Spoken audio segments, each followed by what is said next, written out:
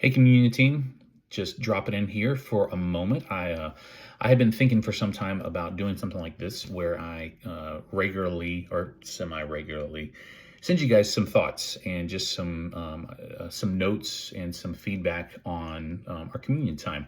And it's funny because whenever I've done this in the past, like if I've sent thoughts or updates or feedback or coaching or whatever, anytime I do that, it's like whoever's week I'm following, they always assume that I'm sending it because of them. Or maybe it's like the person who's coming up next, they think, oh, it's because of me. It's neither of those, okay? So I'm trying to think who even did. Oh, Bill did communion this past week, and Jeremy's doing it this Sunday. This isn't related to either one of them. This is just general coaching feedback. I get feedback. Everybody needs feedback. So, but I wanted to do it in a way that gets to you real quick and gets you just a couple thoughts.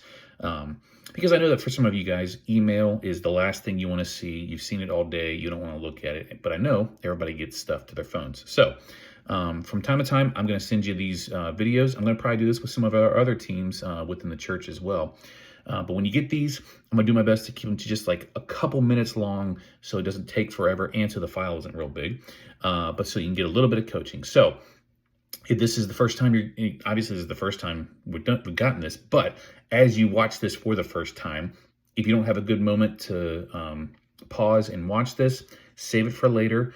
Make a note to go back to it, but take some time and watch these videos so you can just get a little bit of coaching. Today, I want to real quick, I've got some notes back here to remind me what I'm talking about. Today, I want to real quick just kind of take a step back and remind us why we do communion every week and what the focus is of the communion devotion time. You know, communion is a critical and just a really special and important time of our worship service. I would say for me, what I find is when I go to other churches and churches that don't do communion every week, man, there's a big part of my worship experience that I am missing, to not take that time to pause, to remember, be reminded of Jesus' sacrifice and what he saved me from and what he saved me to, and then also give me that opportunity to recommit myself in those moments. And so that's really what it's all about. And so thinking from your perspective as those who are delivering the communion devotion, communion meditation, however you want to refer to it, I want to remind you, first of all, today, of your focus.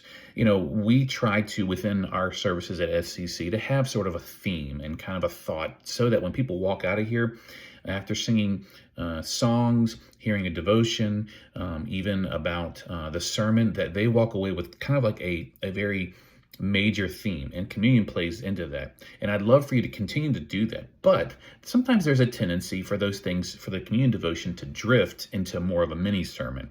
And sometimes there may be a topic that I send you and say, hey, I'm preaching on this. Here's some thoughts of how it connects to communion.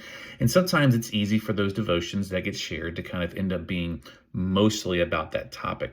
But that's not the goal. The goal is always communion, the cross, the sacrifice of Jesus, and our opportunity to reconnect with him. So something I want to encourage you to do is whenever you write your communion devotion, have that in the forefront of your mind. But when you're done, step back, maybe walk away from it for a little while, take some moments to kind of clear your mind, come back to it, and then ask yourself, does this focus on the cross? Does this focus on Jesus? Or does this just focus on Joe's sermon? I'd love for you to touch on the sermon. I'd love for it to connect. Ultimately, though, it doesn't have to connect. Or also, does it connect to a different topic? You know, we want to make sure that the main topic of the devotion is not just kind of a good thought or a good theme, but that it's the cross and it's Jesus. So take some time, look over your devotion, ask yourself, does this connect to Jesus? Does this connect to the sacrifice and the cross? And if it does, awesome, go for it. If it doesn't, maybe make some tweaks to bring it back to center. So thank you guys for what you do. It's a critical and important part of our worship service.